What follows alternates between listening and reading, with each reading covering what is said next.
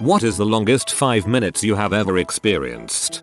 I used to be a firefighter. My kid is still in there. He wasn't. He was hiding in the bushes next door, a bit frightened, but completely fine. I think that took a few years off my life.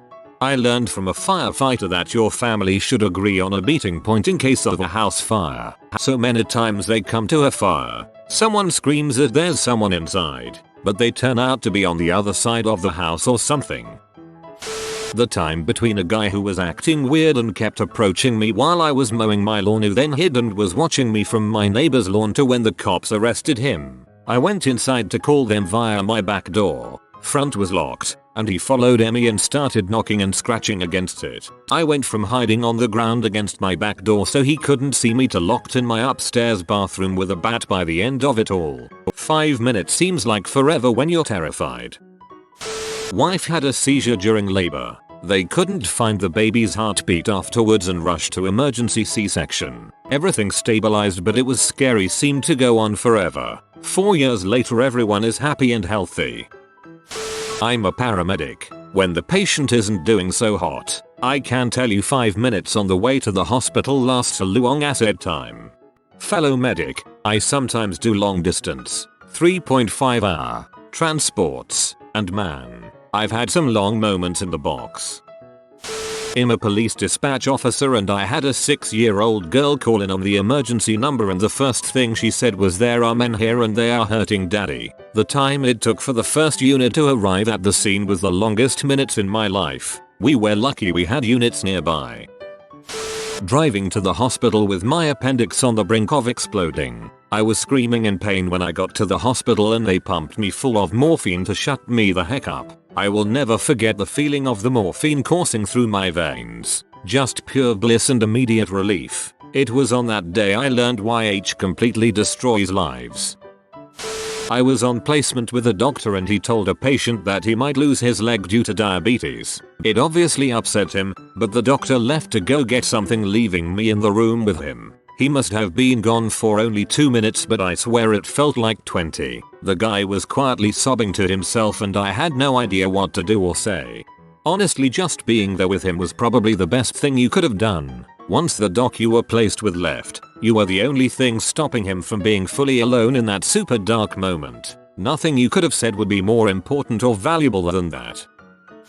Not sure if it was 5 minutes, but felt like a little eternity. Being on the receiving end of a sexual encounter when I was 5 years old. It's true what they say, with enough pain the brain just shuts off. Hard to explain what that was like. I wasn't so much in and out of consciousness as I was in and out of being aware of what was happening. Was kinda like when you'll asleep but wake up only to fall asleep over and over again, so things seem dreamlike and unreal. Then you wake up a bit more and the reality of the situation hits you. But then you just go back to sleep and it repeats. I think it lasted at least 5 minutes, but might have been longer, or maybe shorter. I honestly can't say. Disassociation. I did the same thing when I was a toddler, though my abuse was physical, not sexual. If you're still seeking to resolve it, EMDR therapy changed my life. I hope you are okay, fellow stranger. 6 months ago, anesthesia ended too soon while the surgeon was still stitching up my knee after realigning my patella. There were still 3 stitches to go. I still can't decide what was the worst pain. The tourniquet on the top of my thigh or the stitches. Sang a song in front of line 300 people without a monitor so I couldn't hear crap, but I just knew I was totally off key. Stick in an earplug before you go out. Get a flesh colored one so it's not obvious. In a pinch, just put your finger in your ear. I have a less harrowing answer as well. The last 5 minutes of an ultrasound on your abdomen, when forced to do so with a full bladder. Especially when I got my appointment wrong and showed up an hour early. I have, in all my 30+ years, never had to pee so badly, lol. I arrived politely early for mine, but they were running late so I had to hand around in the waiting room, within sight of the toilet, absolutely busting for a wee. It was terrible. Probably the last 5 minutes of my dad's life. They'd done all they could for him and all that was left was to make him comfortable. We were all with him and sat around as he faded away. He was only 63 too. That was last August, but it feels like it was yesterday. I'm so sorry. Something similar with my mom, but her last minutes were horrifying gasps for air. Glad your dad passed peacefully. My son was silent when he was born. The doctor gave me a serious look, handed me the scissors to cut the umbilical cord, and then rushed my son to a table on the other side of the room. I moved to the head of the bed to tell my wife what a great job she did. I honestly have no idea how long it took to hear him cry, but those seconds minutes were the longest year of my life. He turned 20 last month. They sent me out of the room so my wife could have the epidural. Then they came and got me. Nope, that wasn't it. It was a couple of minutes later, when they decided that my son's cord was wrapping around his neck in utero, and that the only way to save my wife and child was an emergency C-section. And then the 7 standing people in the room wheeled my wife on the bed out, leaving me alone with beeping unhooked monitors in a room that was 3 times larger, empty than full. Everything went fine. Kid and wife are perfectly okay, but dang. Same scenario, but my son didn't make it. Seconds are eternity in that situation. I feel you. I'm glad your wife and kid pulled through. Doing CPR on my flatmate. Did it for 8 minutes, until the paramedic arrived. Felt like one heck of a lot longer, and my arms and chest muscles ached for days afterwards. He died. Statistically, it's great that you did CPR. Among those who survive events like this, most of them had CPR performed. But also statistically, it's still true that even while doing CPR correctly, most don't make it. So it's wonderful that you did. You gave him his best chance. But even his best chance still wasn't a great chance. When my son was born, as my wife was doing her final push, I saw the doctor's demeanor change and I could tell something was wrong. As she pulled my son out, the umbilical cord was wrapped several times around his neck and his face was blue. The doctors and nurses didn't even have time to tell us what was going on, and they took him to a little room within the delivery room. As they were trying to get him to breath, I could hear my wife screaming, "Why isn't he crying?" I stood there helpless next to the doctor and nurses as they tried to get him to take his first breath. All of a sudden you could hear him crying and a sense of relief filled the room. The whole ordeal couldn't have been more than 2 minutes, but it felt like an eternity. Oh god, this story still gives me shivers. When my son was 3, our neighbors were getting renovations done, so there were big, noisy trucks everywhere. I was getting ready for work and popped into the laundry adjacent to the lounge room where my son was watching TV, to iron a shirt for work. It took me about 2 minutes, and when I turned back to the lounge room, my son was gone. I called out that we were ready to leave. No answer. I look in the pantry. No answer. I start calling louder and louder. No answer. Looked out in the driveway. No answer. Backyard. Not there. By this time I was kinda starting to freak out. I ran upstairs and stuck my head into all of the bedrooms, calling his name. Nothing. Ran back up to the front of the house, up the driveway, down next door's driveway to see if he was watching the trucks. Still nothing. Completely freaking out now. I didn't know whether to ring the police to report him missing, keep looking, or ask the neighbors for help. There had very recently been a very high-profile kidnapping of a young boy only a few months older than my son. I was a mess. I had literally looked everywhere he could have been. After what felt like an hour, I started to run back upstairs and he was just there, at the top of the stairs. I collapsed onto the stairs, hugging him and crying. He was just bewildered, the poor little thing. Turns out he had gone out onto my bedroom balcony upstairs to watch the trucks next door. Because the balcony extended out a little past the door, I couldn't see him when I looked through the room as he was hidden behind the exterior wall. He couldn't hear me calling because of the trucks. When I looked back at my watch, it had been 4-5 minutes since I first noticed him missing. It felt like hours. I cried so many times that day and the following week when I remembered what that had felt like for 5 measly minutes when another mum nearby had been experiencing that same feeling for, at that stage, weeks and weeks. This happened 4 years ago and the other child has never been found. When I was a kid, my mom told me to wait online at the supermarket, and then she went to go get some more things. The person who was at the cashier had just paid and the lady in front of me began unloading her, not heavily packed, shopping cart. She had almost finished loading and was about ready to pay when my mother finally reappeared. Those were simultaneously the longest and the shortest and most terrifying 5 minutes of my life. My dad did this to me when I was about 7 or 8. The cashier ended up scanning everything before my dad came back, and I just remember bursting into tears when she told me the total price.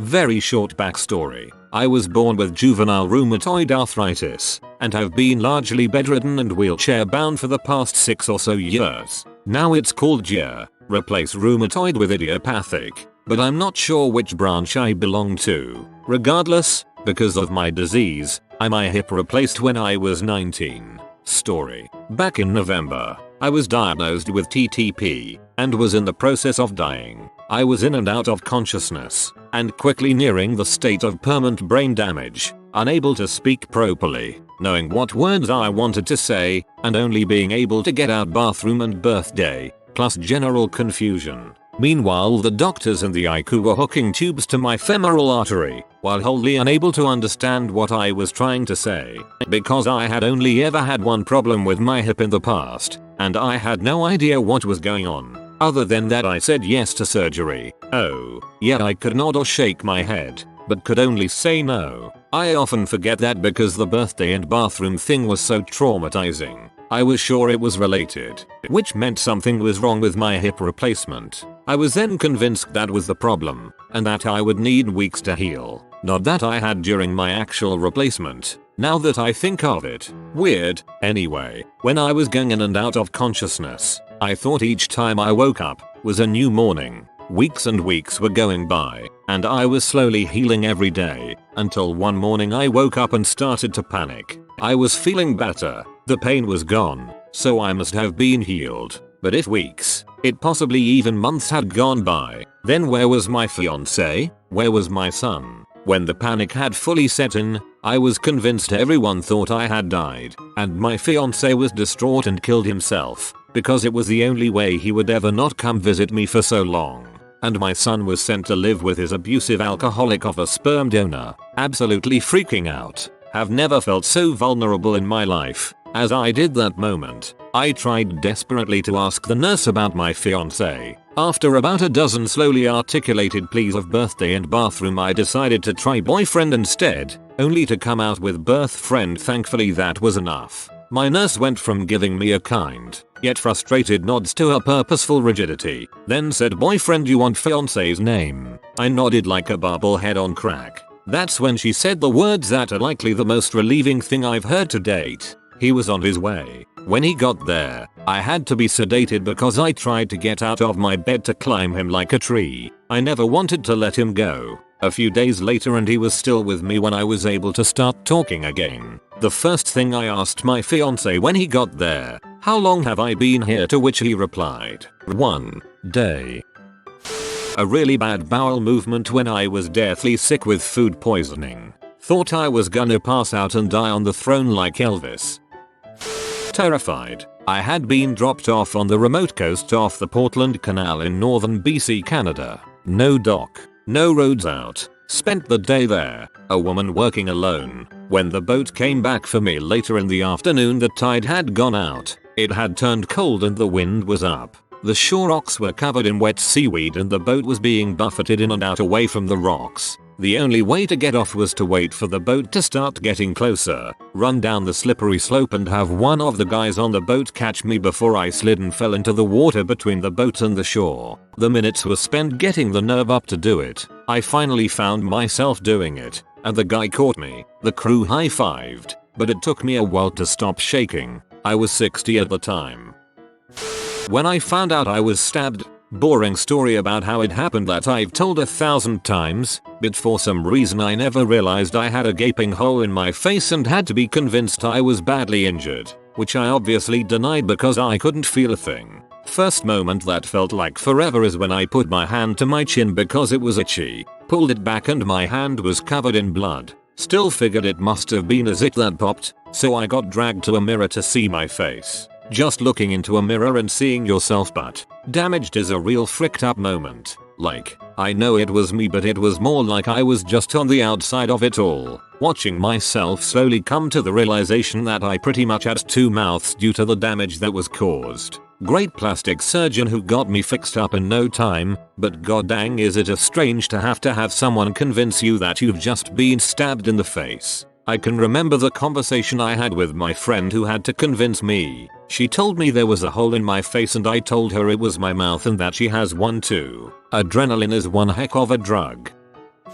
Mayo watching my crush walk away after I told her how I felt. Then she came back about 5 minutes later and just quietly told me she didn't want to speak with me anymore. It hurts a little less when you start your sentence with LMAO.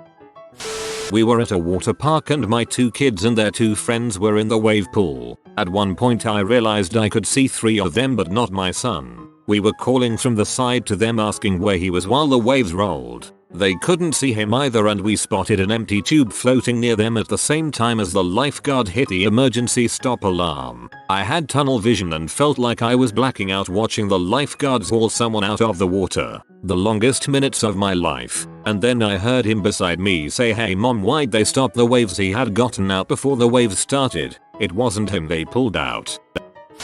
Having to drink a liter of water an hour prior to an ultrasound and then hold it until my appointment. I was sweating and I wasn't allowed to let any out prior to my appointment. My appointment slid to the right by 10 minutes and the ultrasound was 15 minutes long. I pee myself. Bleeding out and waiting for my now ex-boyfriend to take me to the ER. He took 5 minutes because he was following my blood trail with carpet cleaner. It's kinda funny now that I know I'm going to live, but at the time I wasn't so sure. The best part of that story is now glad you're okay.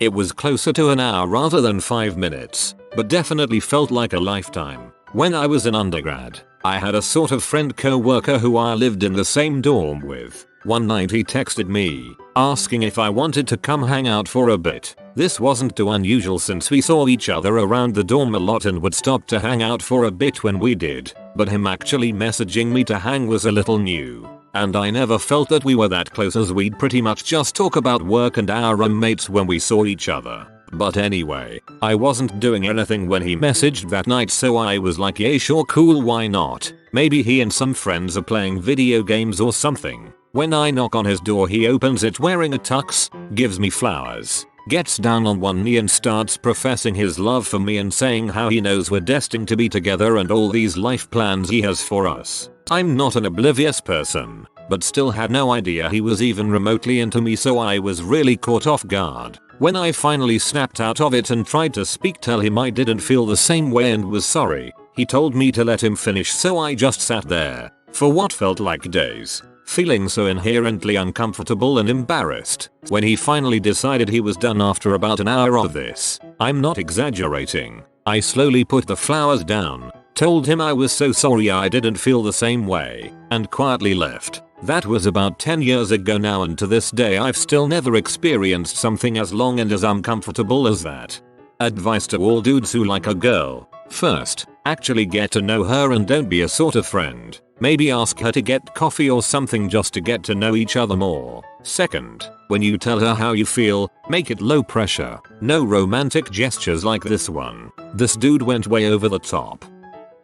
When my boy was 5, he needed a surgery on his leg. 2 5-minute bursts burned into my brain. 1. When we walked him to the edge of where parents are allowed to go, he kept saying, "Promise it's going to be okay." We did, of course, and watching him walk away with the doctor and look over his shoulder at us, he was so scared and trying to be brave. It was 10 steps that lasted forever. 2. When he came out of surgery and woke, his cast was too tight and he was in tremendous pain. He kept screaming, "I changed my mind. I don't wanna do it now, and you promised it wouldn't hurt." Imagine being unexplainably fierce looking for something or someone to hurt to protect your son, and at the same time maddeningly heart-wrenched because you broke your promise to your baby. It was this experience that helps me understand the theory of relativity.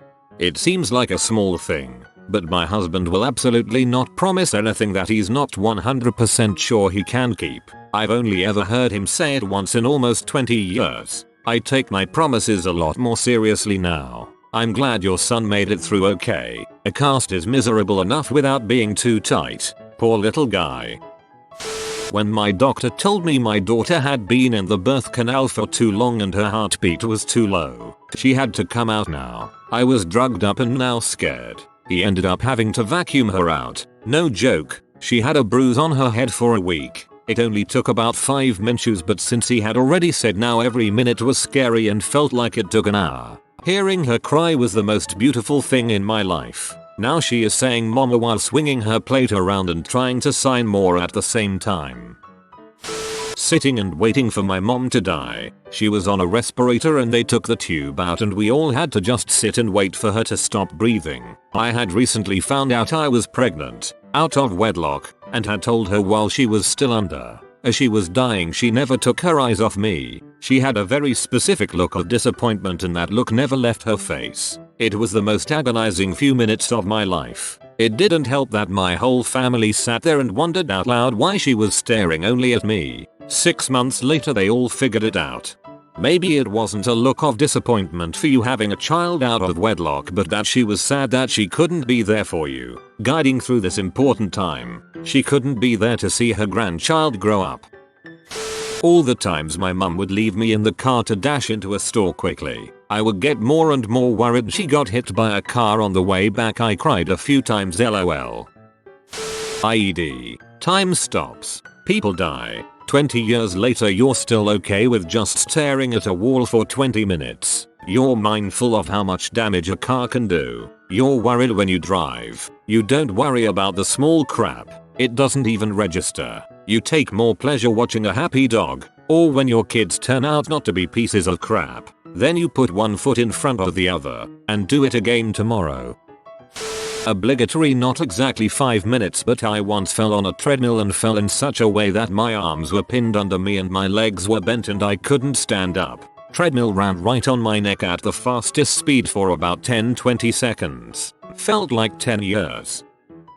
When my son was born, he is my third kid. I had been there before and I knew something was off. All I heard was the nurse kept saying he isn't breathing. Then he was rushed to the NICU. Turns out he was perfectly fine, but for a small eternity all was lost. I'm a recovering H addict. Due to any needle use and injecting what really is an unknown substance into my veins, I was paranoid and got blood tests done regularly, even though I never shared a needle. In the doctor's office, doctor says, well, Johnny Carcinogen, your HIV test came back. Oh, wait, this isn't your chart. Give me 1 second. All the while this lab coat clad and bad news messenger was looking through the other files on his desk and eventually to the stack of files in a bin behind him. I went through every possible reason for him telling me this. I have never been told results of just the one test when it's been all clear. So now, in my drug-addled brain, I sat there going over my life living with HIV. Between 5 minutes or 39 hours went by. I really couldn't tell. Before he repeated my name and waited for me to confirm, I could only squeak out a "you-ha," all one sound, all cracked up. He sits down and nonchalantly says, HIV neg, hep C neg. I didn't hear the rest. Funny thing when your heart is to travel up from the snare drum-esque, tightly squeezed bunghole awaiting the bad news, then back up to its full and upright position. But that's the longest 5 minutes of my life thus far. Seeing my dad fall down from the barn roof we were fixing, running down to find him and yelling for my brother to call the ambulance. Probably that, and watching my dad so surrounded by emergency medics that I couldn't even see him between them. My wife and I were in the OR for her to deliver our twin boys. There were complications and I heard the doctor say prep for hemorrhage protocol. My heart dropped and I was rushed out with my newborn twins. I then heard them call a code white and yell for the crash cart. An entire team of doctors ran in. Meanwhile I'm staring at two little newborn boys, with the life of a single father flashing before my eyes. What felt like an eternity later, the doctor came out and said she was stable. It only lasted about 5 minutes, but that 5 minutes I will never forget. My saving grace was a co-worker's wife, who was the charge nurse on duty. While everyone was running to save my wife, she rushed over to save me. Trying to stay afloat in the ocean while waiting to be rescued. This is the part where you tell the story. If you are new to the channel, you can subscribe. I publish new videos every day. Until then, check another video.